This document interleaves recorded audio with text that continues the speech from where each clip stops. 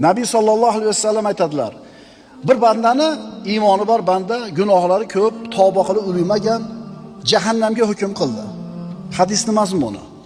Maloikalar jahannamga so'dirib olib kirib ketayotsa, haligi banda jahannamda eshigiga yetganda to'xtab orqaga bir qarab qo'yar ekan.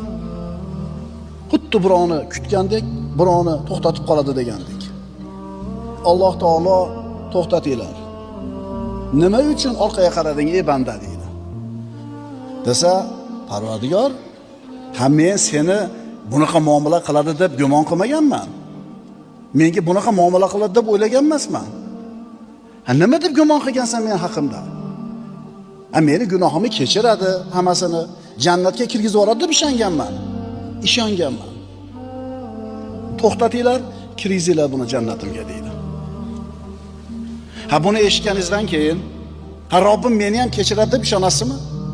Ishonganingizdan keyin saodat topasizmi? Demak, birodarlar, siz bilan bizni bu dunyodagi saodat topolmayotganligimizning asosiy sababi ishonchimizning zaifligi ekan.